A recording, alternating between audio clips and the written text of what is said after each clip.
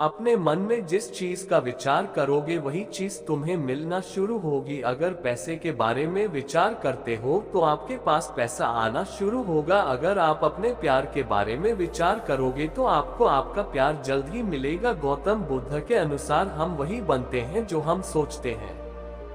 जिस तरह कोई व्यक्ति बुरी सोच के साथ बोलता या काम करता है तो उसे कष्ट ही मिलता है, वही यदि कोई व्यक्ति शुद्ध विचारों के साथ बोलता या काम करता है तो उसकी परछाई की तरह खुशी उसका साथ कभी नहीं छोड़ती है। वही गौतम बुद्ध की यह कहानी जो आज हम आपको बताने जा रहे हैं, इसे सुनने के बाद आप जीवन की सभी समस्याओं को चुटकियों में हल करने में सक्षम रहेंगे। दोस्तों, एक बार की बात है, महात्मा बुद्ध प्रवचन दे रहे थे। प्रवचन में आसपास के बहुत से लोग शामिल थे। सभी लोग ध्यान से बुद्ध को सुन रहे थे। कुछ देर में प्रवचन समाप्त हो गया। तब लोगों ने बुद्ध को प्रणाम किया और अपने अपने घर को चल पड़े, पर एक युवक वहाँ पर ही बैठा रह गया। बुद्ध की नजर उस युवक पर पड़ी तो वे पूछ बैठे, क्या बात है वत्स, कोई जिज्ञासा है क्या? युवक बुद्ध के पास गया और प्रणाम करके बोला, प्रभु बहुत उलझन में हूँ। जितना इस बारे में सोचता हूँ उतना ही उलझ जाता हूँ। कैसी उलझन है? युवक हाथ जोड़कर बोला, प्रभु ये संसार कितना विशाल है। संसार में लाखों करोड़ों लोग निवास करते हैं, उनमें भी एक से बढ़कर एक विद्वान, कलाकार, योद्धा। ऐसे में उन सब के बीच मुझ जैसे सामान्य प्राणी का क्या मूल्य है? युवक की बात सुनकर बुद्ध मुस्कुरा दिए। वे बोले, तुम्हारी जिज्ञासा का उत्तर मिल जाएगा, पर इसमें थोड़ा सा समय लगेगा। क्या तब तक मेरा एक छोटा सा काम कर सकते हो? प्रभु ये तो मेरे लिए गर्व का विषय है कि मैं आपके काम आ सकूं। युवक ने पुनः अपने हाथ जोड़ दिए और कहा, आप आदेश करें प्रभु। बुद्ध ने युवक को एक चमकीला पत्थर देते हुए कहा, तुम्हें इस पत्थर का मूल्य पता करना है, पर ध्यान रहे इसे बेचना नहीं है, सिर्फ इसका मूल्य पता करना है। जैसी आज्ञा प्रभु। ऐसा कहते हुए युवक ने बुद्ध से वह पत्थर ले लिया। उसने एक बार फिर से उन्हें प्रणाम किया और बाजार की ओर चल पड़ा। बाजार वहां से ज्यादा दूर नहीं था। युवक थोड़ी देर में वहां पहुंच गया। वह सुबह का समय था, इसलिए बाजार अभी ठीक से लगा नहीं था। वहां पर इक्का दुक्का दुकानदार ही थे। युवक ने जिज्ञासावश इधर उधर नजरें घुमाई तो देखा उसे एक पेड़ के नीचे एक दुकानदार नजर आया। वह आम बेच रहा था। युवक उस दुकानदार के पास पहुंचा और उसे पत्थर दिखाते हुए बोला, क्या आप इस पत्थर की कीमत बता सकते हैं? दुकानदार एक चालाक व्यक्ति था। पत्थर की चमक देखकर वह समझ गया कि अवश्य ही यह कोई कीमती पत्थर है। वह बनावटी आवाज में बोला, देखने में तो कुछ खास नहीं लगता, पर मैं इसके बदले 10 आम दे सकता हूँ। दुकानदार की बात सुनकर युवक को हल्का सा क्रोध आ गया। वह मन ही मन सोचता है, इतना सुंदर पत्थर और इसका मूल्य सिर्फ 10 आम, अवश्य ही यह झूठ बोल रहा है। युवक को चुप देखकर दुकानदार बोल उठा, क्या कहते हो, निकालूं आम?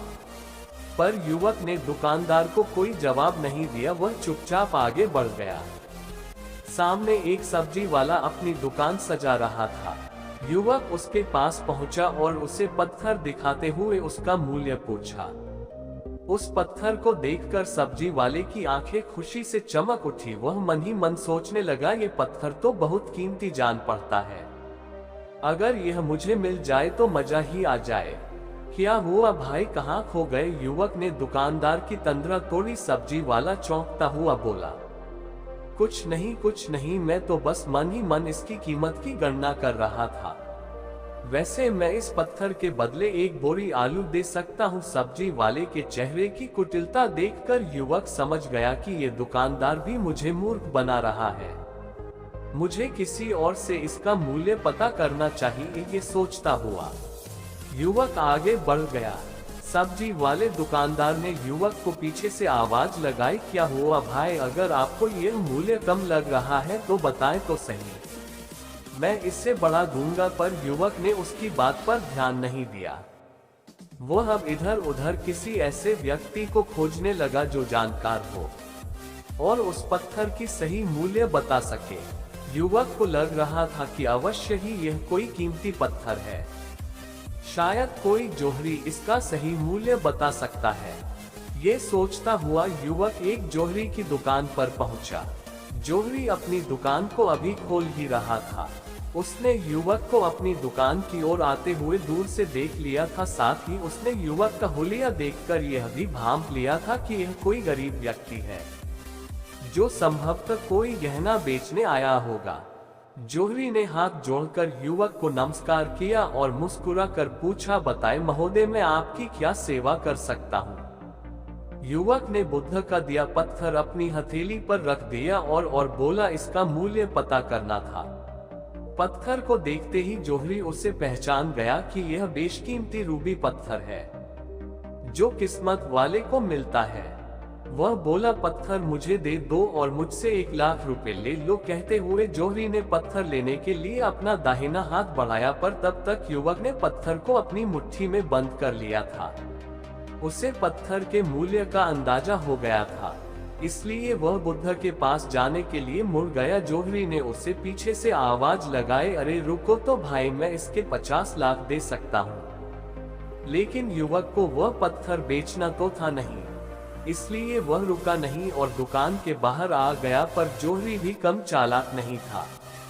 वह उस अनमोल पत्थर को किसी भी कीमत पर अपने हाथ से जाने नहीं देना चाहता था। वह दौड़कर उसके आगे आ गया और हाथ जोड़कर बोला, तुम ये पत्थर मुझे दे दो, मैं इसके बदले 1 करोड़ देने को तैयार हूँ। युवक को जोहरी की बातों में अब कोई रुचि नहीं रह गई थी।